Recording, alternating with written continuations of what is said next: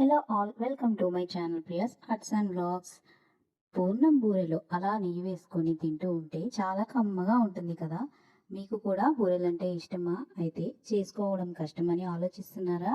ఈ వీడియో మీకోసమే. ఎండింగ్ వరకు స్కిప్ చేయకుండా చూసేయండి. చాలా సింపుల్ ప్రాసెస్లో పూర్ణం బూరెలు ఎలా చేయాలో చూపించేశాను.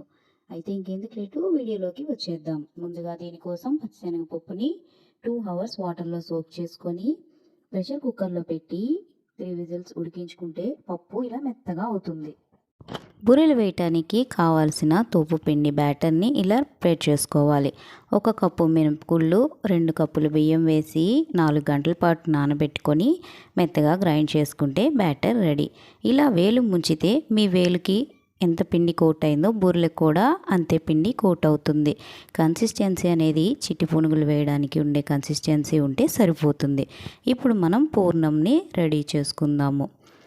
ఇలా మెత్తగా ఉడికించుకున్న పప్పుని స్టవ్ మీద పెట్టుకొని కొంచెం చిక్కబడేంత వరకు ఇలా కలుపుకుంటూ ఉంటే పప్పు అనేది ఒక 2-3 మినిట్స్కి ఇలా గట్టిగా అవుతుంది.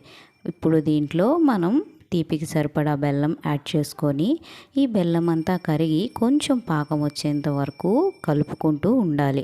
వన్స్ ఈ బెల్లం అంతా కరిగిపోయిన తర్వాత కొంచెం యాలకుల పొడి వేసుకుంటే ఫ్లేవర్ అనేది బాగుంటుంది. ఈ పాయింట్లో మనం కొంచెం నెయ్యి వేయడం వల్ల పిండి అనేది అతుక్కోకుండా ఉంటుంది. ఫైనల్గా దీంట్లో ఎండు కొబ్బరి తురుమును కూడా వేసి కలుపుకుంటే పూర్ణంలోకి మంచి ఫ్లేవర్ అనేది వస్తుంది. ప్లెయిన్ పూర్ణం కాకుండా ఇలా కొబ్బరి ఉంటే కొంచెం హెల్తీగా కూడా ఉంటుంది. దీన్ని మనం పక్కన పెట్టేసుకొని కూల్ అయిన తర్వాత ఇలా చిన్న చిన్న పూర్ణాలలాగా చేసుకొని పక్కన పెట్టేసుకోవాలి. ఇలా అన్ని పూర్ణాలని మనం చుట్టుకొని పక్కన పెట్టుకున్న తర్వాత ఇప్పుడు వీటిని మనము బూరెల్లాగా వేసుకోవాలి. ఇదేంటి బూరెలని పునుగుల ప్యాన్ తీసింది అనుకుంటున్నారా? ఇదే వెరైటీ. ఇప్పుడు ఈ పునుగుల ప్యాన్లో మనం కొంచెం నూనె వేసుకొని మనం రెడీ చేసుకున్న బ్యాటర్ని కూడా యాడ్ చేసుకొని దాని మధ్యలో ఇలా పూర్ణంని మనం పెట్టుకొని పైన కొంచెం మళ్ళా పిండిని వేసుకుంటే ఆ పూర్ణం అనేది కవర్ అవుతుంది. దీన్ని 2 sides మనము నెయ్యి లేదా నూనెతోటి ఇలా గోల్డెన్ బ్రౌన్ కలర్ వచ్చేంత వరకు ఫ్రై చేసుకుంటే ఎంతో టేస్టీ అయిన పూర్ణం బూరెలు రెడీ అయిపోతాయి.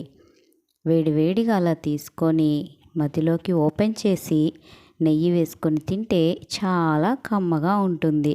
నూనెలో వేయడానికి భయపడుతున్నారా? అయితే నేను చెప్పే ఈ టెక్నిక్ ఫాలో అవ్వండి.